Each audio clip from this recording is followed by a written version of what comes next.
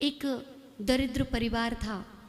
उस परिवार में 7-8 लोग, सभी सदस्य घर के, एक मुखिया और दादी सास उनकी खिचड़ी बना रही। बेचारी नमक डालना भूल गई कि अरे हम तो बाहर बैठे बैठे आवाज देती हैं कि नाम नहीं लिया, अरे नमक डाल देना। अब दोनों बेटों की बहुओं ने सुना, बेटियों ने भी सुन लिया, पति ने भी सुन लिया, बेटों ने भी सुन लिया। अब सब इसमें कि कौन नमक डालने जाए। बड़ा बेटा गया, सट से नमक डाला। बड़ी बहू गई, उसने भी नमक डाला। करते करते के परिवार के सभी सदस्यों ने नमक डाल दिया। अब सोचो खिचड़ी में कितना नमक होगा। घर के मुखिया को भोजन परोसा गया। जब भोजन परोसा तो मुखिया ने जैसे ही पहला निवाला मुंह में दिया और देते के साथ ही एक झलक अपनी धर्मपत्नी की तरफ देखा और देखने के बाद चुपचाप भोजन कर लिया, कुछ नहीं कहा, चले गए। उनका पुत्र आया, उसने भी भोजन किया, वो भी चले गए।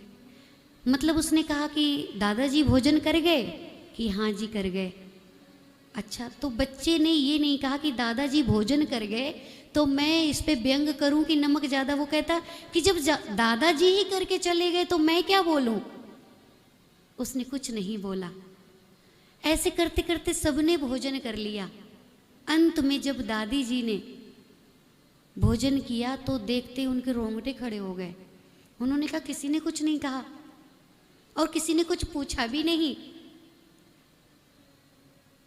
तो प्रेम अगर हो, अपनों में विश्वास हो, तो इस तरीके से हो कि कोई चीज बिगड़ी भी हो उस पे व्यंग ना कसो। किसी को बुरा मत बताओ कि तुमने ये गलत कर दिया। अरे उन्होंने तो आवाज दी, अब प्रेम बस होकर के सबने सब कार्य कर दिया, अपना कर्तव्य निभाया। तो वो तो गलत हो गया। और सबने जब भोजन कर लिया तो पूछा तो कहा कि जब घर का मुखिया ही ऐसा करके चला गया तो हमारी तो औकात ही नहीं, हम क्या बोलें।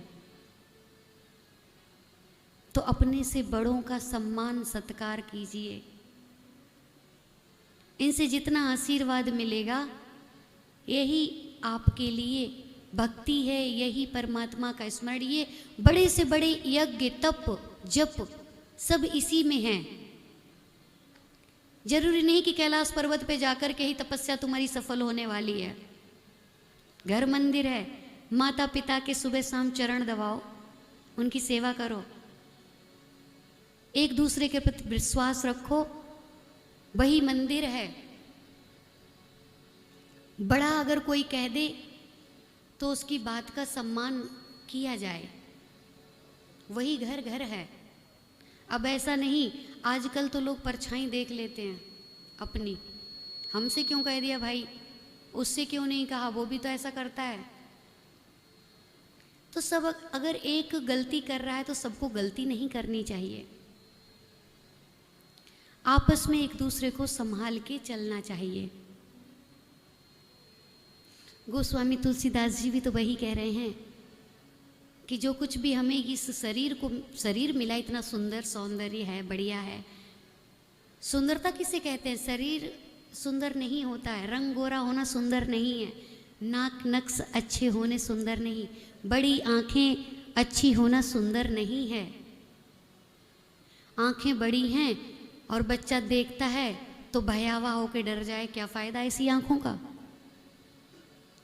सौंदर्यता मतलब इतने गोरे हो कि समझ में ही नहीं आता कि आंख किधर नाक किधर, तो क्या फायदा ऐसे गोरेपन का। सुंदर तो मन होता है, विचार होते हैं, भाव होते हैं, एक दूसरे के प्रति श्रद्धा भावनाएं जो होती हैं, सुंदरता उसे कहते हैं। ये शरीर, ये धन दौलत, नाक नक्श, ये सुंदर नहीं है, इसे सुंदरता की परिभाषा नहीं कहते। सुंदर तो मन होता है, चरित्र होता है, चरित्रवान बने। इसे सौंदर्य कहते हैं। तो हमारी जो इंद्रियां हैं इनका सदुपयोग करो, दुरुपयोग ना करो। यही रामायण जी भी सिखाते हैं, तुलसीदास भी यही कहते हैं। और परमात्मा तभी मिलता है, उसके दर्शन भी तभी होते हैं। हर व्यक्ति में आपको परमात्मा नजर आएगा। जिस दिन आपकी भक्ति, आपका भाव उस चरम अवस्था पे पहुंच जाएगा, उस दिन हर व्यक्ति में आप ईश्वर को ही देखेंगे।